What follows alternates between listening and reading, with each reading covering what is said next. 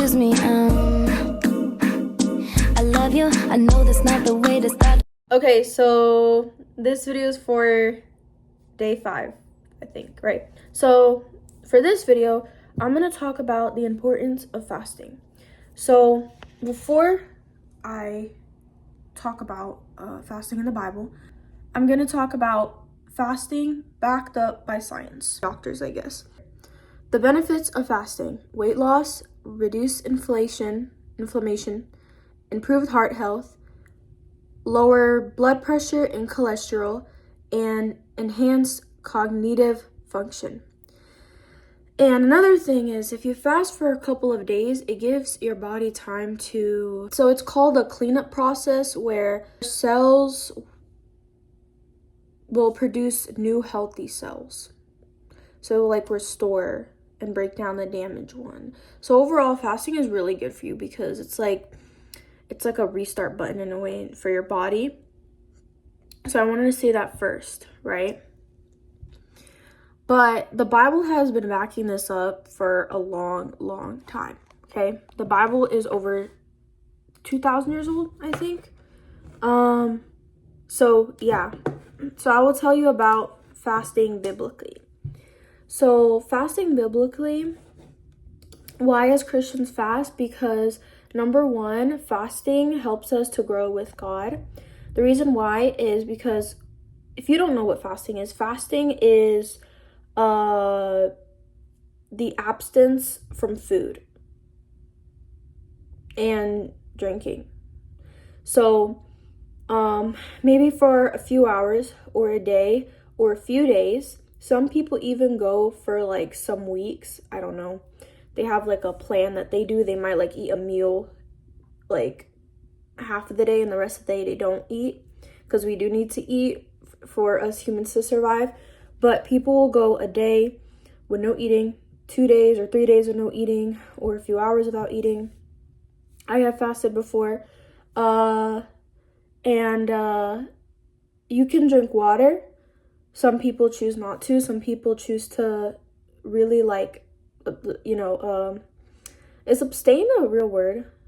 Yeah, abstain, right? Abstain themselves from consuming anything.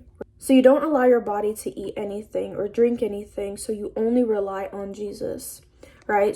Because it's basically just denying your flesh. Because when we're hungry, what does our body do?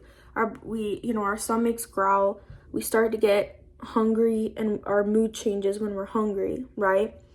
And so your flesh wants food. It wants to have food because it knows it'll be satisfied when you have food. You'll be full, you'll be good. And so fasting, you don't do what your body tells you, basically. And and you're hungry. So then you can just focus on Jesus. And fasting is so beautiful and important because a lot of people say that they can hear God more clear, and they can get revelations from God while they're fasting. And Jesus fasted. He just fasted for 40 days, 40 nights, a long time, but of course he can do it because he's God. But there's different types of fasts. But yeah, I recommend you guys to do your own research if you want to learn more. It says here, it's to humble oneself, deny physical cravings, and deepen dependence on God. So yeah, so you're just depending on God. So I would say whenever you're going through anything or whenever you're praying that God would do something in your life, I would recommend you fast, because he's going to talk to you, like, for real. A lot of people had developed tongues by doing that. It's very beautiful. So yeah. And if you do plan on fasting, if you've never fasted before, it's really up to you, but I would recommend that you start little bit and then continue to grow.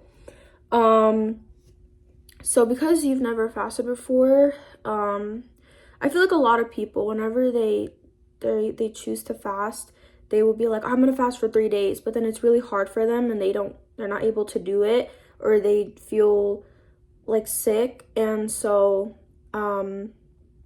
yeah, So start with slowly but surely, like start from bottom and then continue to build up.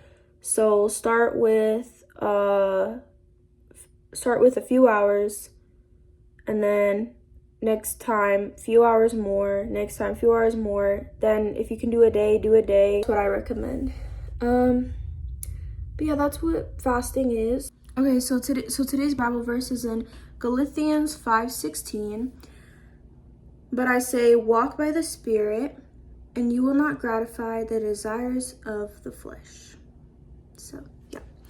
Have a great Holy Week, and shalom, shalom to you. Bye.